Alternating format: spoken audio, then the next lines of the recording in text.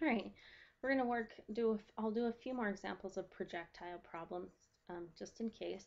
Again, here is the standard that we use for a problem involving a projectile when we're using parametric equations. So again, x is equal to, this is the initial speed or velocity, cosine of the angle it's launched at, times t.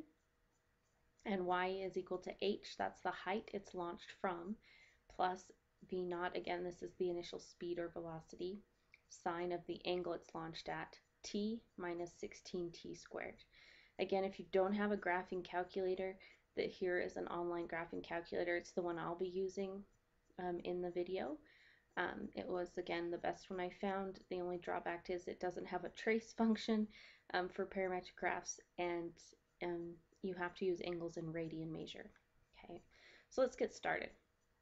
We have a projectile that it's launched from ground level. That's important. At an angle of 60 degrees at an initial velocity of 40 feet per second. The first thing they want us to do is write a set of parametric equations that represent this motion. So we're going to use our standards down here. So x is supposed to be equal to the initial velocity times the cosine of the angle times t. So that would have x being equal to, the initial velocity was 40 feet per second, so 40. Cosine of our angle was 60 degrees, t. Y is supposed to be equal to the original height. Now it's launched from ground level, so this would be 0 for this problem, so we won't have to include it. Initial velocity, which was once again 40, sine of our angle 60t minus 16t squared. So we have 40 sine of 60 degrees times t minus 16t squared. There's our set of parametric equations. Now it wants us to use a graphing calculator to graph them and answer the questions: what's the maximum height, how long was the object in flight, and how far did the object travel. We're going to use the graph to answer each of these. So first, before I go to that, I need to change my angle to radian measure so that I can use it in my calculator. So in radian measure, this would be 40 cosine, 60 degrees in radians would be pi over 3 t, and this would be 40 sine pi over 3t. And I didn't see any calculators online that let you do it in degree mode. So this is the equations I'm going to be using, radians. So I'm now going to go to this calculator and we will graph. All right, so here I am at the website. One thing you want to do, make sure your mode is parametric. Notice it gives you an x value and a y value to fill in. I need to clear these out because those are not my parametric equations. Mine, and we just go ahead and type in what we had. So x was going to be 40 cosine. Put parentheses around your pi over 3, so you have to put an n there, and then an n for the one that was before 40, and then our t. And down here I have 40 sine of pi over 3 radians t minus 16t, and then that's how we write our squared, the little caret button, and then a 2. Okay, so I have my equations in there. I'm going to hit plot graph, and the first thing you'll notice is that this is not going to help. I can't see the peak, I can't see where it comes down, so we need to change our window.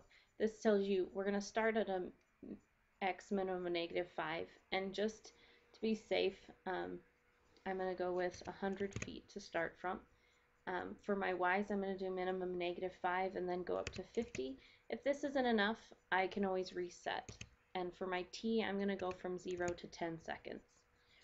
Okay, now notice that window, when I pushed update, was big enough. I can see the projectile going up, reaching its peak, and coming back to the ground.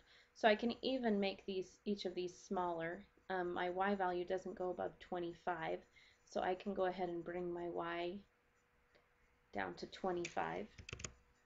And my x value doesn't go above 50, so I can go ahead and bring this down to 50. And the closer you get, the easier it is to see.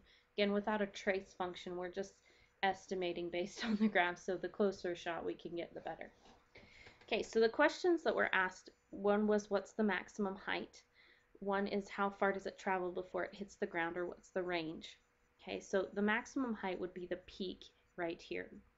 Notice if we look over, here's our peak. If we look over, that's between 18 and 19. I'm going to say it's about 18.5. So my answer for the maximum height is 18.5 feet. Go ahead and write that down.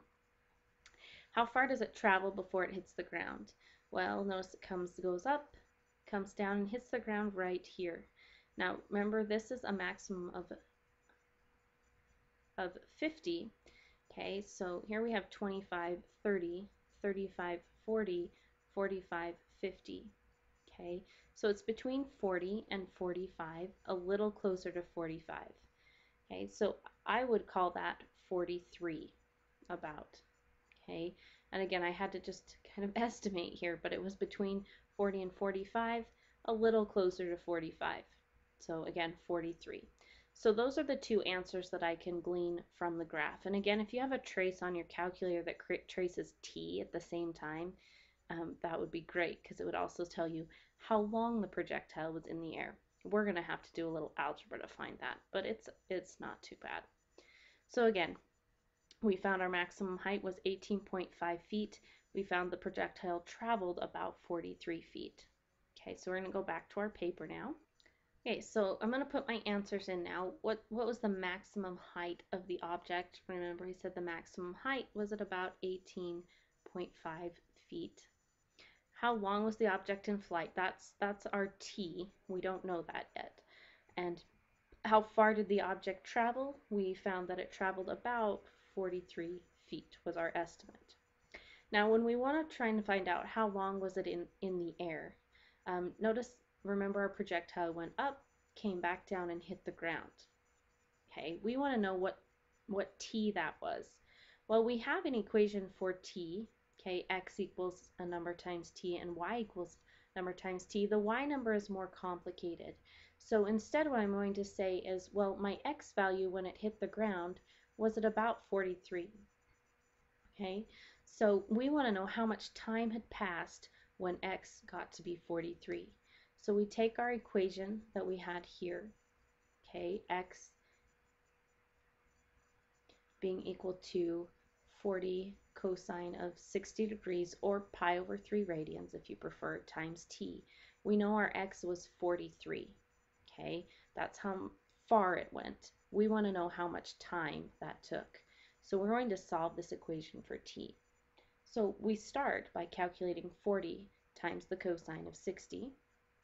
Well, the cosine of 60 is 1/2 times 40 is 20. So we have 20t equals 43.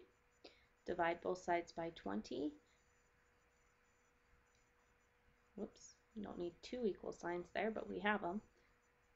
And we get about 2.15 seconds is how long the projectile was in the air. Now, that would be our answer to C, 2.15 seconds. And we could be off of it again, because remember, we just kind of estimated from looking at the graph that the distance was 43 feet. All right, here we have one more example. An